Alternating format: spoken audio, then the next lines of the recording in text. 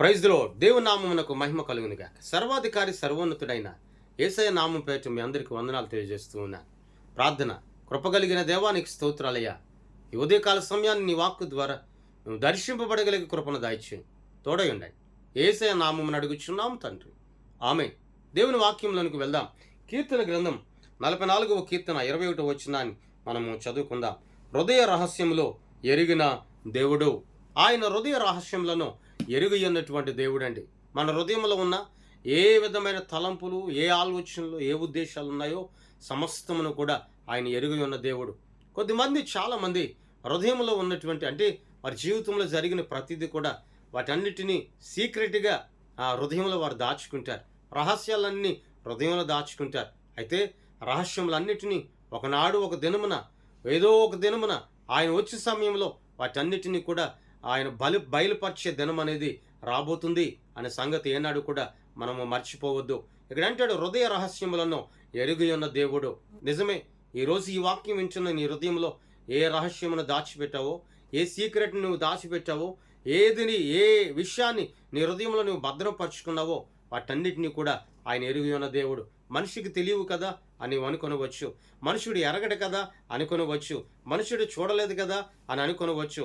కానీ నీవు నేను చేయుచున్న ప్రతిదీ కూడా ఆయన ఎరుగి ఉన్న దేవుడు, ఆయన చూచుచున్న దేవుడు. ఆయన చూచుచున్నటువంటి దేవునికి మన హృదయాన్ని అప్పగిందాం, మన మనసును అప్పగిందాం, మన తలంపులను అప్పగిందాం, మనం నడిచే మార్గాన్ని అప్పగిందాం, మన భక్తి కలిగిన జీవితాన్ని అప్పగిందాం. మన భక్తి కలిగిన జీవితాల్లో లోపంబులు ఉంటే, మన భక్తి కలిగిన జీవితంలో ఆ యథార్థము కానివేమైనా మనలో ఉంటే వాటన్నిటిని కూడా సరిచేయగలిగిన దేవుడండి ఆయన. హృదయ రహస్యములను ఎరుగి ఉన్నటువంటి దేవుడు. ఆనాడు హాగరును కూడా దేవుడైనటువంటి యెహోవా దర్శించినట్లుగా మనం చూస్తూ ఉన్నాం. చూచుచున్న దేవుడువయ్యా అని సెలవిచ్చింది. నిజమే. ఆమె హృదయంలో ఉన్న ప్రతి తలంపు, ఆమె హృదయంలో ఉన్న ప్రతి రహస్యం, ఆమె హృదయంలో ఉన్న ప్రతి ఆలోచన దేవుడు ఎరుగై ఉన్నాడు. ఆనాడు అబ్రహాము జీవితంలో కూడా ఆ శారాను రాజు తీసుకుని వెళ్ళిపోయినప్పుడు కూడా అతడు రాజుకు చెప్పినటువంటి సమాధానం, ఆమె నా సహోదరి అని సెలవిచ్చాడు. నిజమే.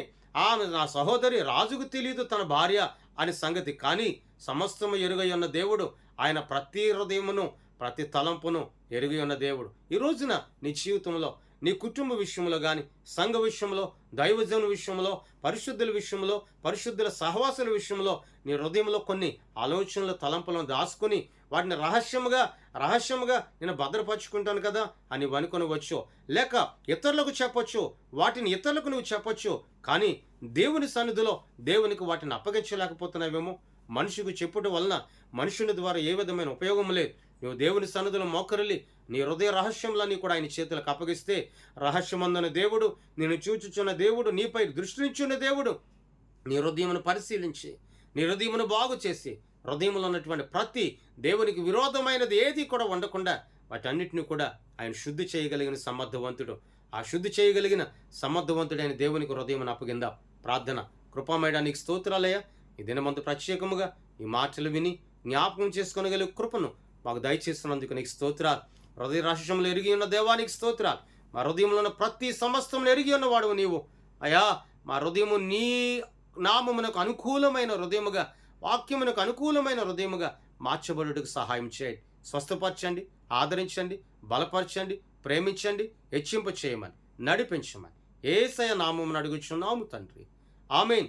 దేవుని సన్నిధి మీ అందరికీ సదాకాలం తోడయుండి నడిపించును గాక. ఆమేన్. మీ అందరికీ వందనాలు తెలియజేస్తూ ఉన్నాను.